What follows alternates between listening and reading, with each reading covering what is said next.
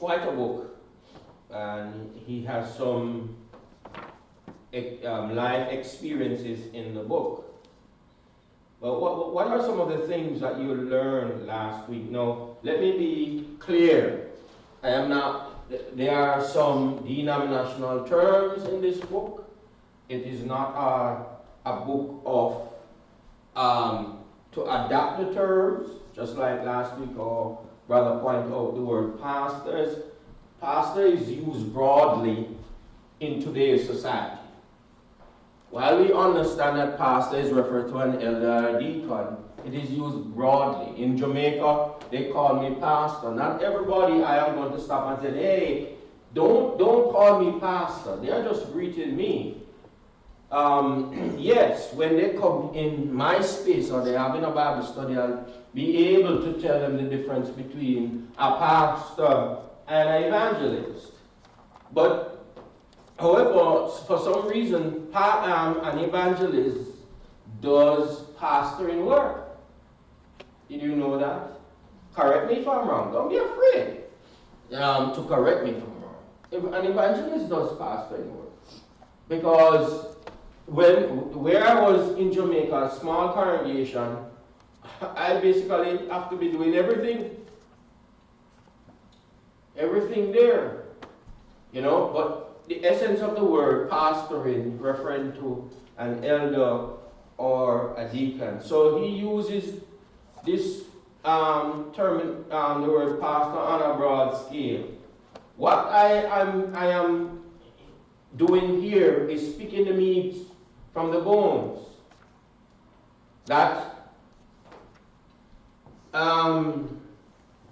Mr. Carl in his book is saying that when he set out to do ministry, he said every university graduate or college student, Bible college student, is going to minister. He said 95% of the time they will minister to a small church before they go into a big congregation.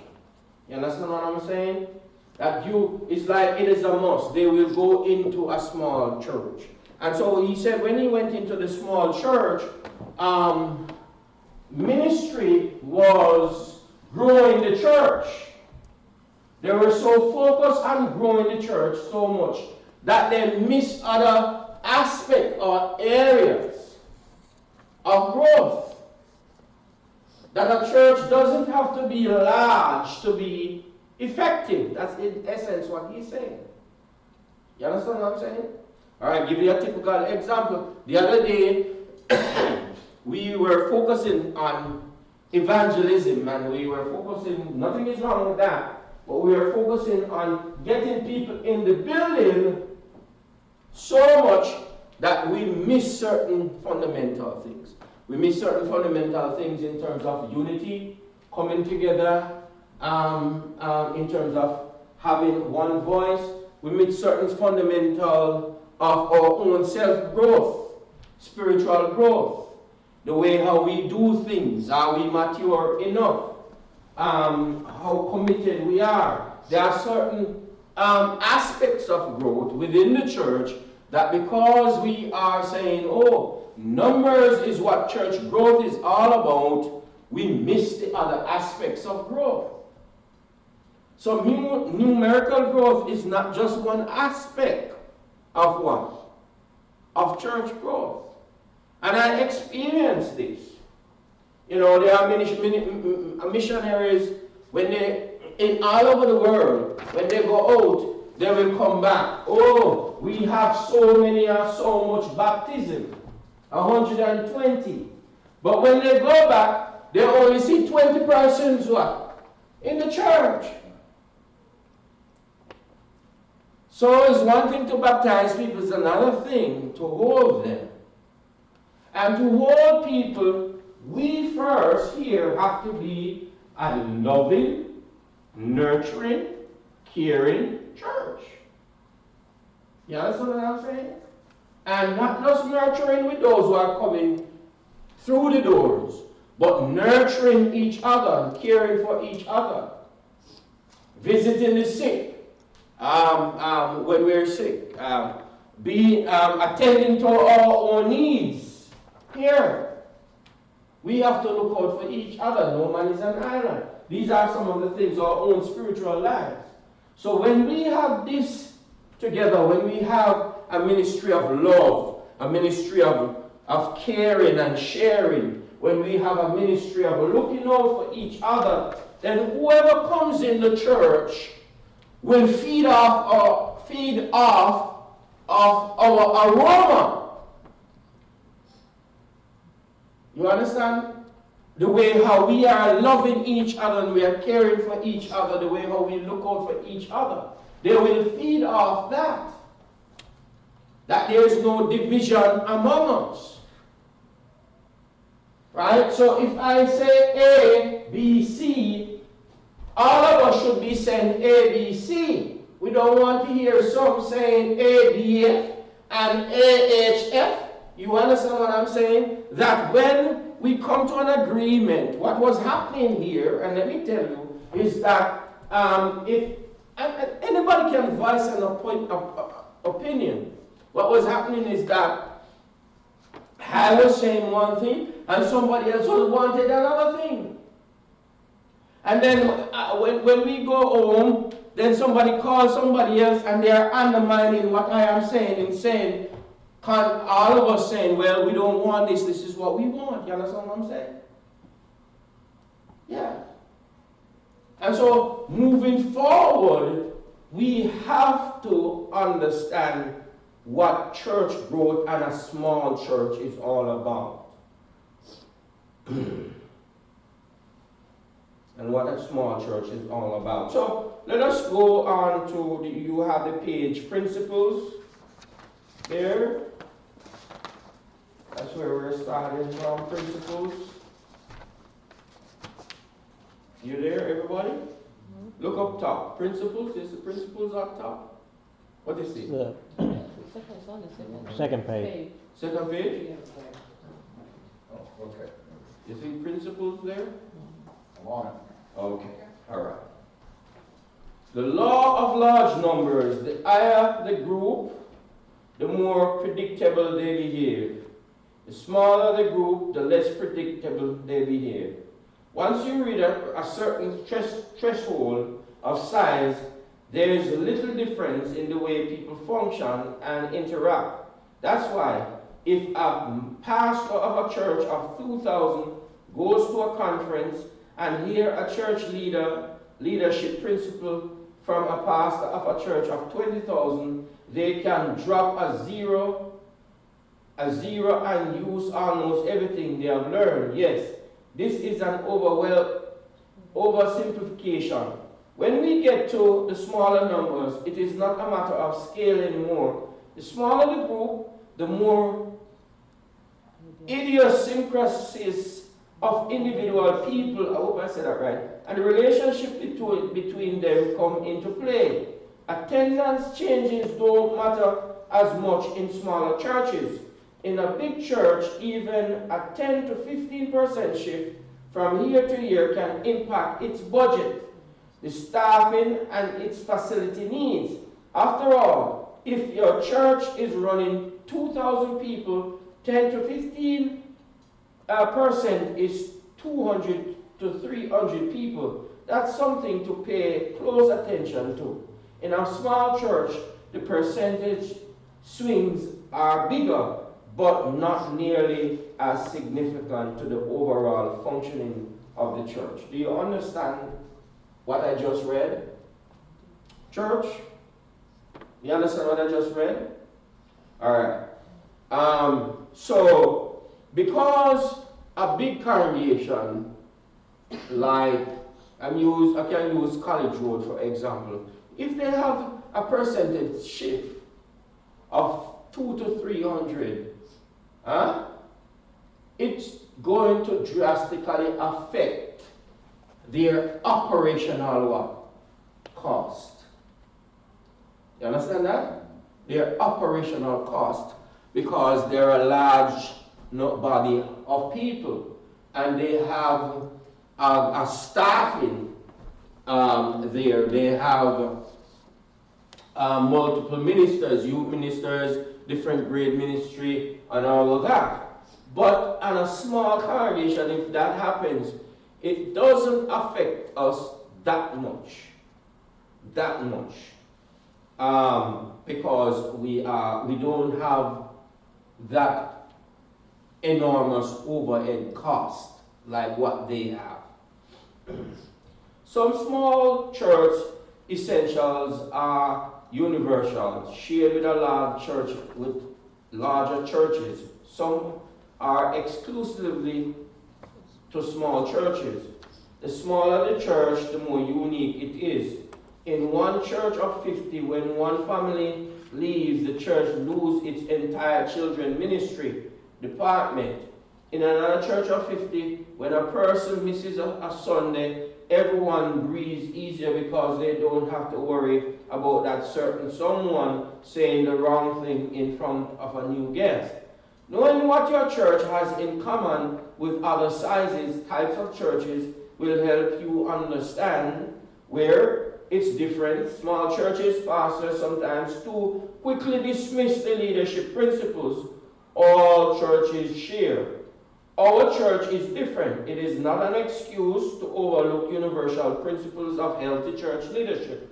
For example, an underlying reality is that you can build a healthy church under the leadership of an emotional and healthy minister or pastor. Whether the church is large or small, on the other hand, some of the distinct characteristics of smaller churches are undeniable and require respectful acknowledgement.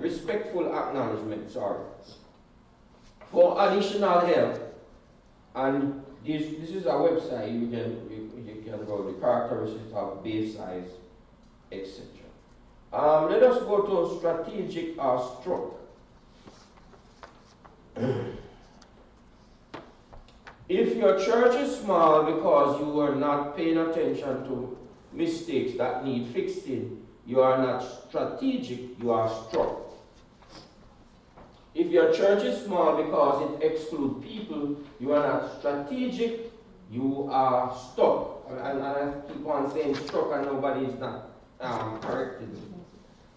If your church elevates traditions over making whatever changes are needed to fulfill the Great Commission, you are not strategic, you are stuck.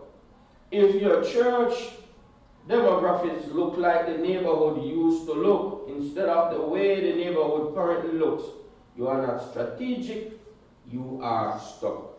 So everybody understand that? Stuck and strategic. Now let us look at strategic. If your church is small because you are equipping these small church people, you are not stuck, you are what? You are strategic. Okay? So, do you understand that? You are small, but the minister is what? Is equipping you. Huh?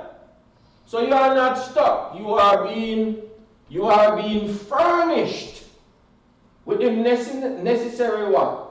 Knowledge to move forward into ministry. So you are not stuck. Don't ever think you're stuck. If your church is small right now, but is being healthy during the time you are small, you are not stuck. You are strategic. If your church is small because you are reducing overhead and simplifying your life and message, house churches, you are not stuck, you are strategic. If your church is small in order to reach a culture where big churches can't go, you are not stuck, you are strategic. If your ministry and your church finds its greatest kingdom effectiveness within a smaller setting, you are not stuck, you are strategic. You ever heard the saying that if life gives you a lemon, takes it and do what? Okay. So you understand that. So you remember when I came here, I'm saying, and I said to you, I am not bothered with the empty pews because they are there to be what? Filled. They are there to be filled. How are we going to become the machinery to be this small congregation but effective? I'm not even going to go to a David versus Goliath syndrome. You understand what I'm saying? But we are going to move forward. One of the things that happened to Peter when he saw Jesus walking on water, he thought it was a ghost, because obviously he has never had this reality before. But he seems to know about ghostly things. He seems to know about that, has some knowledge about that. But this ghost looked like Jesus, and he said, Jesus, if it is you, bid me to come. And he started to do what? Walk on water just like Jesus. But one of the mistakes that we make, all right, the collective pronoun there is what? We. You notice I use the word we. I am in it too. One of the mistakes that we make is like Peter. We start to look on the winds and the what? The waves. We become distracted. We become distracted by what? People who decide that they want to leave. What we have to do is pray for them. We become distracted because we don't have enough money. And we feel like we cannot push forward. We become distracted with the things that can be straightened out. Now I understand that there must be a plan. God, we understand this. We understand that there must be accountability. We understand all of these things. But one of the things is that we cannot focus on the distraction when Christ is the one who is leading us. When Christ is who said, come unto me, all who is what? Heavy laden, and I will give you what? Rest. When Christ is the one who said, I am the author and the finisher of your race and my race. You understand? So we can be effective. Jesus did it with 12 men. Jesus can do it with us. He can. And sometimes I lay down and my body feels tired and you feel like you want to give up, you just want to rest forever, but you got to keep going. So we are strategic when we set out a plan. We are strategic when we are executing this plan.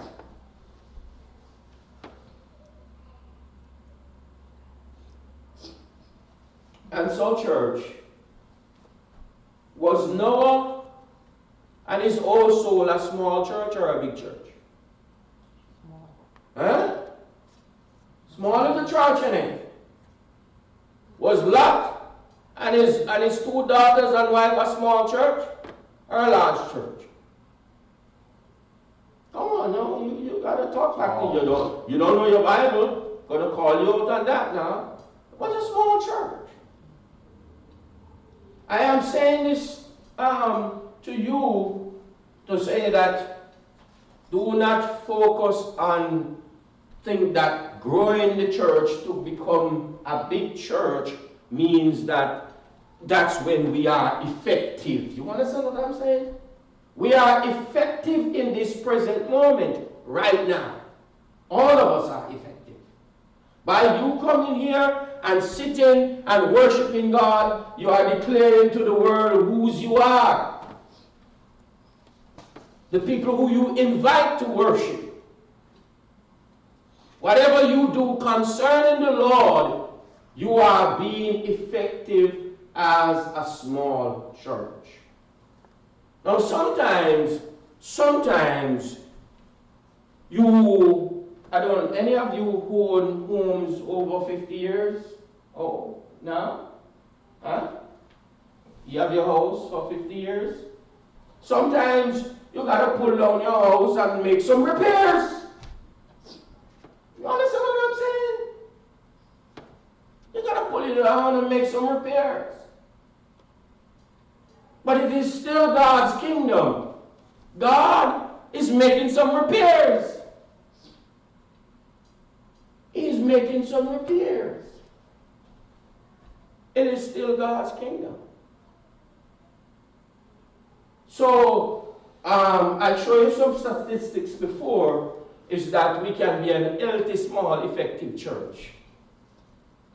An healthy, small, effective church. How are you effective? We are being effective by the way how we affect other people's what? Lives. We are being effective by the way how we are remaining steadfast, unmovable, always abounding in the what? In the work of the Lord. Jesus turned to the 12 and said, will you also go? Huh? John chapter 6, verse 67. Will you also go? So, we need numbers, yes. But numbers, numerical growth is not the only subject or result of a church being vibrant and doing the will of the Lord. You understand what I'm saying? Do you understand what I'm saying? Now, Sister Ruby, our late beloved Sister Ruby, the 1 year that I got to know her, she was a tremendous person. She even ministered to my soul. And I will never forget that when I was standing at the door and she said to me, the church door needs to be always open. That's one sentence? Huh? So I said, what was she saying to me? What was she saying to me? She's saying to me that I should not give up. She's saying to me, with the life that God has given me and the wisdom, I must always strive to make sure that God's people and God's kingdom keep flourishing and keep moving forward. That's what she was saying to me. And with those, although, funeral over here, it happened so quick. In Jamaica, they have a party. All for 1 month, the dead is still on the ice. No, I kid you not. I'm not joking.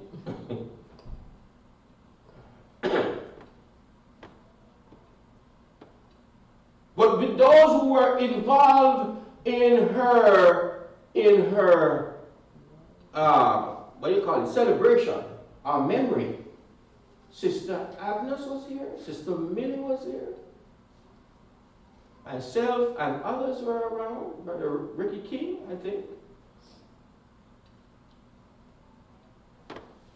God would have it that we went and we visited her before she passed. Remember that?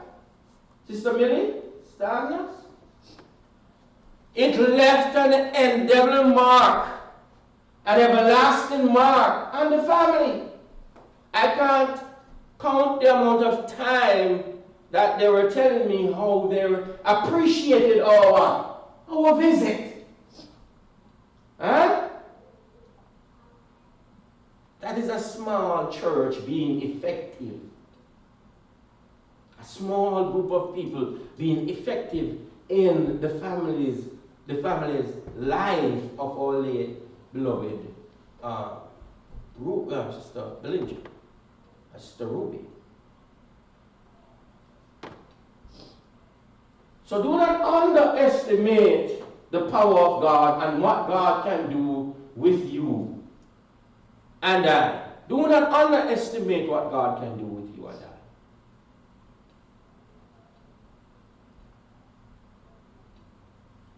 I. I was telling somebody, I don't know if it's Sister Denise I was talking to, that when I was coming here to Hardin, I didn't have any money. Huh? I wasn't a rich person having any money, but I had an idea with God in the midst that I'm going to make it. Hello? That God is going to see me through. Why? I'm coming to do His will, His work, and study. I'm coming to do His ministry. And the reason I could take such great leap of faith is because of the small church.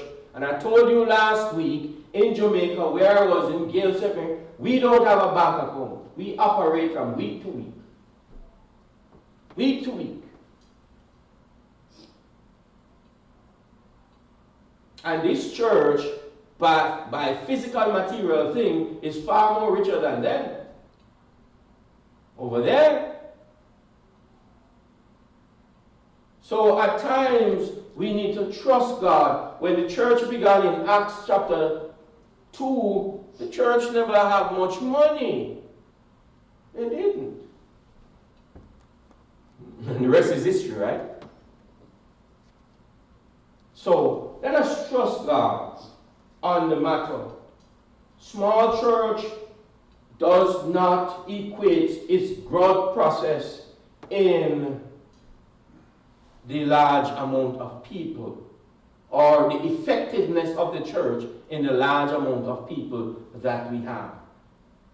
Church growth begins with you, and church growth begins with I. It's the little things that we do in love, the little things that tell that we can have a little ministry. And I'm going to, as soon as I wrap up this fall semester, I'm going to explore some I don't know, I know this is a small town, it doesn't have centers for, what do you call it, centers for those who abuse drugs, rehabilitation centers. They don't have those kind of centers. When I was in Jamaica, I used to do prison ministry. I know there are no prison in Bangor, right? No. But I can go over Spring and maybe Cersei and find out if there are family members who have been affected in this area by those things. And then now see where the ministry can. So there are many ways in which we can minister to people and get people involved in the work of the Lord's kingdom. Most importantly, to save their souls. Are there any questions? You know the difference between strategic and stock? Let us evaluate those differences. Look on them. If you have any questions, next week we will pick up. Next week we will look at the practices of both small and large church. Any questions? Any comments? Right. Thank you for your time and your participation.